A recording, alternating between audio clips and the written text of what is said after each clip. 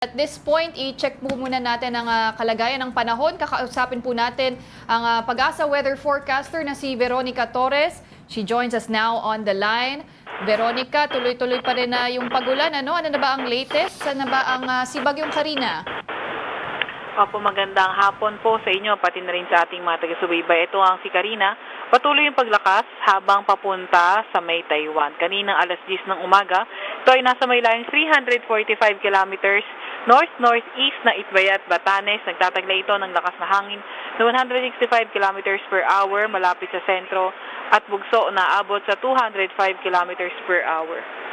Ito ay kumikilos sa direksyong north-northwest sa bilis na 15 kilometers per hour. Usually, hindi na nagpapaano pag 3. And also, dahil nga dito kay Karina, may nakataas tayong tropical cyclone wind signal number 2 sa may Batanes, signal number 1 naman dito sa may Babuyan Islands, northern portion ng mainland Cagayan, northern portion ng Ilocos Norte. Sa malakas sa pag-ulan naman, 50 to 100 millimeters sa pag-ulan sa may Batanes at Babuyan Islands. And, yes po, sir? Veronica? Veronica. Okay, Yes, sa interview kanina sabi mo ay hanggang bukas intense to moderate pa rin ang rainfall. Opo, kung dito sa Metro Manila, kahit bukas sasahan pa nga rin natin yung moderate to mga intense na mga pag-ulan nga po natin dahil epekto pa rin ng habagat na napag-ibayo nga nitong si Karina. Okay, so hanggang kailan kailan tayo medyo sabihin natin, konting pahinga naman sa tuloy-tuloy na buhos?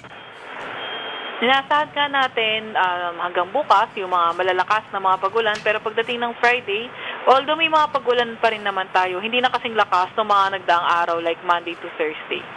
And then Saturday, Sunday, improving weather na po tayo sa Metro Manila. Paulit po nung huli, improving weather by Around Saturday, Sunday. Saturday and Sunday. Okay. Yes po. Okay, alam ko, itong sunod na tanong, Veronica, pero baka lang may info ka na nasagap.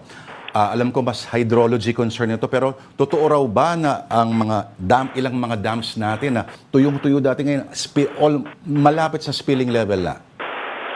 Kung sa mga dams naman po, although significantly naman na talagang nagdala ng mga maraming paulan itong si Karina at posible nga nadagdagan nga yung dams natin, although with regard sa level nito, mas accurate yung information na mabibigay ng ating mga kasamang hydrologists.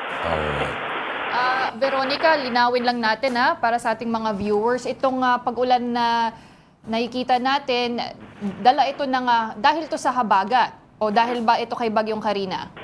Opo, maganda nga pong tanong yan. Yung si Karina ay napakalayo na sa atin kung dito sa Metro Manila. Although malayo siya, nahihila niya o na-enhance nga rin niya o napag-iibayo niya itong habagat kaya naging maulan nga po sa atin. Okay, huling tanong na lang, Veronica.